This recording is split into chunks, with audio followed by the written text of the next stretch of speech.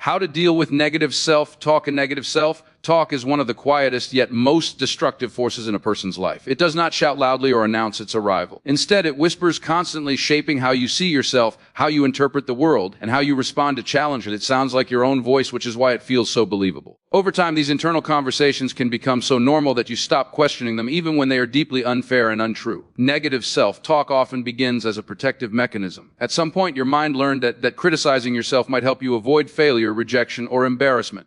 It tells you to lower your expectations so you won't be disappointed. It convinces you to stay quiet so you won't be judged. But what once felt like protection slowly turns into a prison. Instead of keeping you safe, negative self-talk keeps you small. Many people believe negative self-talk reflects reality, but it does not. It reflects conditioning. It is built from past experiences, childhood messages, social comparisons, failures, trauma, and repeated criticism. When these experiences are left unchallenged, they form patterns. Over time, those patterns turn into beliefs, and those beliefs shape your identity. The problem with negative self-talk is just that it hurts your feelings. It affects your decisions. It influences what you attempt and what you avoid. It determines how you respond to opportunities and setbacks. When your inner voice constantly tells you that you are not enough, you begin to live as if that were true. One of the most dangerous aspects of negative self-talk is how automatic it becomes. You don't sit down and choose to think these thoughts. They appear instantly without permission. A mistake happens and the voice says, "I always mess things up." Someone criticizes you and the voice says, "See, I knew I wasn't good enough." These thoughts feel like facts, but they are interpretations. The first step in dealing with negative self-talk is awareness. You cannot change what you do not notice. Pay attention to the language you use when you speak to yourself. Listen to your thoughts during moments of stress, failure, or comparison. Notice patterns. Notice repetition. Awareness does not mean judgment. It means observation. You are not trying to silence the voice immediately. You are trying to understand it. Once you become aware of your negative self-talk, the next step is to question it. Most negative thoughts collapse when examined closely. Ask yourself where the thought came from. Ask yourself if it is based on facts or feelings. Ask yourself if you would say the same thing to someone you care about. Often the answer is no. Negative self-talk tends to use extreme language. Words like always, never, everyone, no one, failure, worthless. These words leave no room for growth or nuance. When you hear this language, treat it as a signal that the thought may be distorted. Reality is rarely absolute, but negative self-talk thrives on absolutes. Another important step is separating your identity from your thoughts. You are not your thoughts. Thoughts are mental events, not truths. They come and go. Just because a thought appears does not mean it deserves your belief. Learning to observe thoughts without attaching to them creates space. In that space, choice becomes possible. Replacing negative self-talk does not mean forcing positivity. Toxic positivity can be just as harmful. The goal is not to lie to yourself or pretend everything is fine. The goal is to speak to yourself with honesty, fairness, and compassion. Balanced self-talk acknowledges struggle without defining you by it. Self-compassion plays a crucial role in changing your inner dialogue. Many people believe that being kind to themselves will make them lazy or complacent. In reality, self-compassion increases resilience. When you allow yourself to fail without self-attack, you recover faster. You learn instead of shutting down. One effective way to reduce negative self-talk is to change how you respond to mistakes. Instead of asking, "What's wrong with me?" ask, "What can I learn from this?" This small shift transforms mistakes from evidence of inadequacy into opportunities for growth. Growth-focused language keeps you moving forward. Negative self-talk is often strongest when you compare yourself to others. Comparison creates an illusion of inferiority because you are comparing your behind the scenes with someone else's highlight reel. This habit feeds insecurity and reinforces the belief that you are falling behind. Limiting comparison and focusing on your own progress weakens the inner critic. Your environment also affects your inner voice. The content you consume, the people you surround yourself with, and the conversations you engage in all shape how you think. Constant exposure to criticism, unrealistic standards, or negativity can strengthen self-attack. Creating a supportive environment helps reinforce healthier self-talk. Another powerful technique is naming the inner critic. When you label it as a part of you rather than all of you, its power decreases. Instead of saying, "I am a failure," you begin to say, "My inner critic is telling me I'm a failure." This shift creates distance and reduces emotional intensity. Repetition is key to change. Negative self-talk did not develop overnight, and it will not disappear instantly. Each time you challenge a thought, you weaken the habit. Each time you respond with compassion instead of criticism, you build a new pattern. Over time, these patterns become your new normal. Writing can also be a powerful tool. Journaling your thoughts allows you to slow them down and examine them objectively. When negative thoughts are written on paper,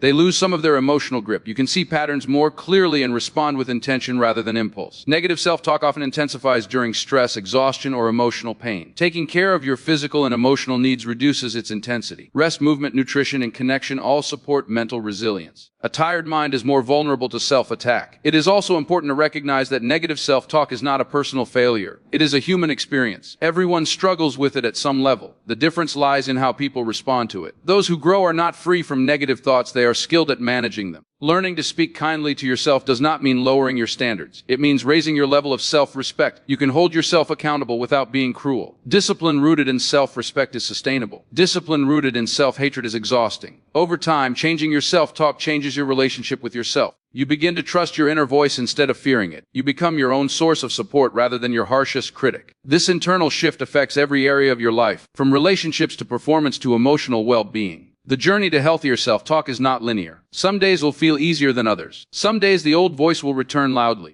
This does not mean you are failing. It means you are human. Progress is measured by awareness, not perfection. Ultimately, dealing with negative self-talk is about reclaiming your inner narrative. You deserve a voice inside your head that supports growth, not sabotage. You deserve compassion, especially from yourself. When you change how you speak to yourself, you change how you live. Negative self-talk loses its power when it is met with awareness, questioning, and compassion. With practice, patience, and persistence, your inner voice can become a source of strength rather than fear. And that change begins with one honest conversation with yourself.